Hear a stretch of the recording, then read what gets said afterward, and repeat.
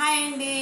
ఇంకా మనకు chapter మిగిలిందండి, lesson complete కాలేదు. దయచేసి మీరు నేడు సమాజము నాడు నేడు అనే ప్రోగ్రాం లోపల ఇప్పుడు మనం డాక్టర్ సర్వేపల్లి రాధాకృష్ణన్ గారి గురించి చెప్పుకుంటున్నాము. మరి ఈ యొక్క ఉపాధ్యాయ దినోత్సవాన్ని, గురు పూజోత్సవాన్ని అందరం జరుపుకుంటున్నాం. టీచర్స్గా మనము హ్యాపీ, మన పిల్లలు కూడా హ్యాపీగా ఉన్నారు, వారి పేరెంట్స్ కూడా ఎంతో సంతోషంగా ఉన్నారండి. మరి ఇప్పుడు గురువు అంటే దారి చూపేవాడు కాదండి, వారి ఆలోచన శక్తిని పిల్లల్లోనికి ప్రవేశింపచేసి వాళ్ళలో ఉన్న అజ్ఞానాన్ని తొలగించి దేదీప్తమైన మానమైనటువంటి జ్ఞానాన్ని ఉపదేశించి వాళ్ళలో చేర్చేలాగా వాళ్ళ ఆలోచన శక్తిని మార్చి మేధావులుగా తయారు చేసేది గురువులండి. కాబట్టి గురు పూజోత్సవాన్ని ప్రతి ఒక్కరు కూడా గౌరవించి మరి మంచిగా చెప్పే గురువులను ప్రశంసించండి, చెప్పని వాళ్ళను ఎంకరేజ్ చేయండి.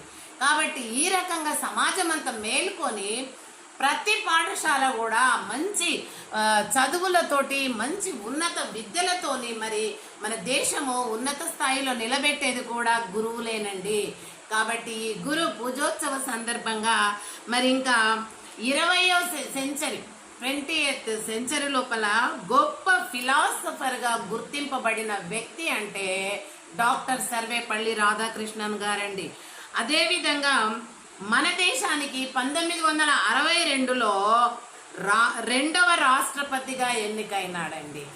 మనకు అంతకుముందుకు మొదట మనకు 51లో మనము అది ఏంటి ప్రణాళికల ప్రకారంగా మనము నడుపుతున్న సమయంలో మొట్టమొదటి రాష్ట్రపతి ఎవరు? డాక్టర్ రాజేంద్ర ప్రసాద్. రెండవ రాష్ట్రపతి డాక్టర్ సర్వేపల్లి రాధాకృష్ణన్ గారు.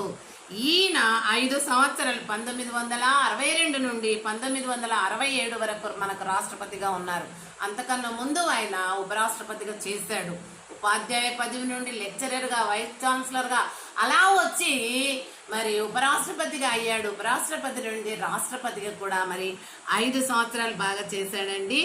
మరి భగవంతుడు కబీర్ దాస్ అన్నాడు ఏమనంటే, భగవంతుడు గురువు గారు ప్రక్కపక్కన కూర్చుంటే నేను ఇద్దట్లో ఎవరికి ముందు దండం పెట్టేవాడిని అంటే నేను భగవంతుని కంటే కూడా ముందుగా గురువుకే పెట్టేవాడిని అని కబీర్ దాస్ చెప్పాడు. గొప్ప కవి అండి కబీర్ దాస్, మీకు తెలుసు కదా హిందీలో.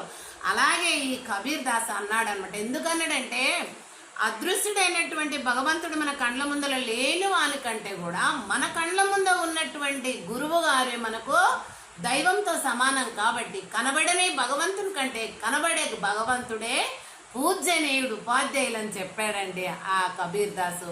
చూడండి ఒకసారి ఉపాధ్యాయులందరూ తిరిగే